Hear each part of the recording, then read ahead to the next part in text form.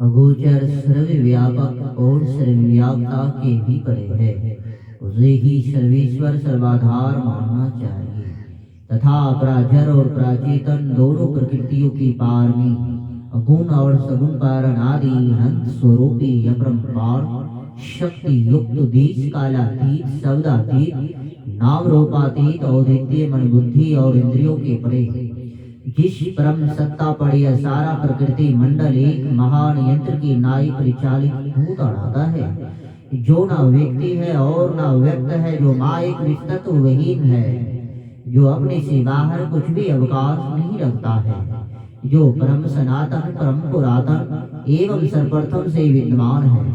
संत मत में उसे ही परम अध्यात्म अथवा परम अध्यात्म स्वरूपी परम प्रभु सर्वेश्वर अध्यात्म स्वरूपी परम प्रभु सर्वेश्वर कुल मालिक मानते हैं। जीवात्मा सर्वेश्वर का अभिन्न है, प्रकृति आदि अंत सहित और सृजित है। मायाबद्ध जीव आवागमन के चक्र में पड़ा रहता है। इस प्रकार रहना जीव के सब दुखों का कारण है। इससे छुटकारा पाने के लिए सर्वेश्वर की भक्ति की एकमात्र उपाय है मानस जप, मानस ध्यान, दृष्टि साधन और सूरज सब योग द्वारा सर्वेश्वर की भक्ति करके अंधकार, प्रकाश और शब्द की प्राकृतिक तीनों पर्दों से पार जाना और सर्वेश्वर से एकता का ज्ञान प्राप्त करके मोक्ष पा लेने का मनुष्य मात्र अधिकारी है। झूठ बोलना, नशा खाना, बेविचार करना, हिंसा करनी अर्थात जीवों को दुख देना, मत्स्य मात्स्य को खाद्य पदार्थ समझना और चोरी करने, इन पांचों महापापों से मनुष्यों को अलग रहना चाहिए। एक सर्वेश्वर पर ही अचल विश्वास, पूर्ण भरोसा तथा अपने अंतर में ही उनकी प्राप्ति का दृढ़ निश्चय रखना, सदगुरु की निष्कपट सेवा, सत्संग और दृढ़ ध्यानाभ्यास, इन पांचों को मोक्ष का कारण समझना चाहिए। श्री सद्गुरु की सार शिक्षा याद रखनी चाहिए। अति अटल श्रद्धा प्रेम से गुरु भक्ति करनी चाहिए। मृगवारी सम सवहि प्रपंचन विषय सव दुख रूप निज सुर कोई न से हटा प्रभु में लगाना चाहिए। अव्यक्त व्यापक व्यापे पर जो राजते सबके पर उसे अज अनादि अनंत प्रभु में प्रेम करना चाहिए। जीवात्मा प्रभु का अंश है, जसयान सनभ को देखिए घट मठ प्रपंचन जब मिटे नहीं अंश कहना चाहिए। ये प्रकृति द्वार उत्पात लाया हुआ प्रभु की मौज से अनाधा स्वयं है जन कहना चाहिए। आवागमन सम दुख दूजा है नहीं जग में कोई, इसके निवारण के लिए प्रभु भक्ति करनी चाहिए। चितने मनुष्य तंधारे हैं, प्रभु भक्ति कर सकते सभी अंतर बाहर भक्ति कर घट पट हटाना चाहिए।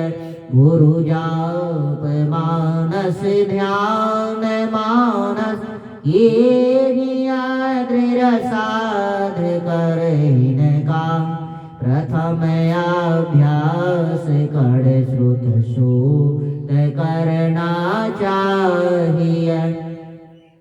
घटतम प्रकाश शब्द पट त्रय जीव पर है चारहि कर दृष्टि अरुधुनि योग साधन ये हटाना चाहिए। इनके हटे माया हटेगी प्रभु से होगी एकता फिर द्वैतता नहीं कुछ रहेगी। असमरण दृढ़ चाहिए पाखंड यारो अहंकार तजे निष्कपट हो यारो दीन हो सब कुछ समर्पण कर गुरु की सेवा करनी चाहिए। सतसंग नित अरु ध्यान नित रहिया करत संलग्न हो वे विचार चोरी नशा हिंसा झूठ तजना चाहिए। सब संत मत सिद्धांत ये सब शांत दृढ़ कर दिया। इन यामा फिर सिद्धांत को दृढ़ याद रखना चाहिए। यह सार है सिद्धांत सबका सत्य गुरु को सेवना में ही न हो कुछ यही बिना गुरु सेवा करनी चाहिए। श्री सदय गुरु की सार शिक्षा याद रखनी चाहिए। अति अटल श्रद्धा प्रेम से गुरु भक्ति करनी चाहिए। शांति अस्थिरता व निश्चलता को कहते हैं। शांति को जो प्राप्त कर लेते संत कहलाते हैं। संतों के मतवा धर्म को संत मत कहते हैं। शांति प्राप्त करने का प्रेरण मनुष्यों के हृदय में स्वाभाविक ही है। प्राचीन काल में ऋषियों ने प्रेरण से प्रेरित होकर इसकी पूरी खोज की और इसकी प्राप्ति के विचारों को उपनिषदों में वर्णन किया। इन्हीं विचारों से मिलते हुए विचारों को कबीर साहब और गुरु नानक साहब आदि संतों ने भी भारतीय पंजाबी आदि भाषाओं में सर्वसाधारण के उकार्थ वर्णन किया। इन विचारों को ही संतमत कहते हैं। परंतु संतमत की मूल भित्ति तो उपनिषद की वाक को ही मानने पड़ते हैं। क्योंकि जिस ऊंचे ज्ञान का तथा उस ज्ञान के पद तक पहुँचाने के जिस विशेष साधन नादानुसंधान अर्थात सूरज शब्द योग का गौरव संतमत को है। वे तो अति प्राचीन काल की इसी भित्ति पर अंकित होकर जन्मगा रहे। भिन्न भिन्न काल तथा देशों में संतों के प्रकट होने के कारण तथा इनके भिन्न भिन्न नामों पर इनके न्यायों द्वारा संत मत के भिन्न भिन्न नामकरण होने के कारण संतों के मत में प्रतिवक्त ज्ञात होता है। परंतु यदि मोटी और बाहरी बातों को तथा पंथाई भावों को हटाकर विचारा जाए और संतों के मूल एवं सार विचारों को ग्रहण किया जाए तो यही सिद्ध होगा कि सब संतों का एक ही मत है। श्री सद्गुरु महाराज की जय। श्री सद्गुरु महाराज की जय। अब हम लोग कुछ देर ध्यान अभ्यास करें। श्री सद्गुरु महाराज की जय।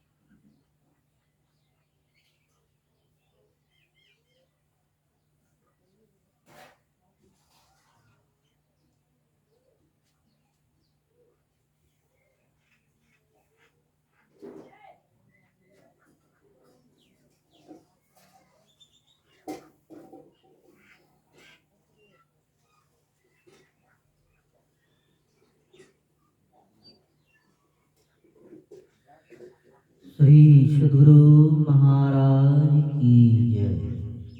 श्री सद्गुरु महाराज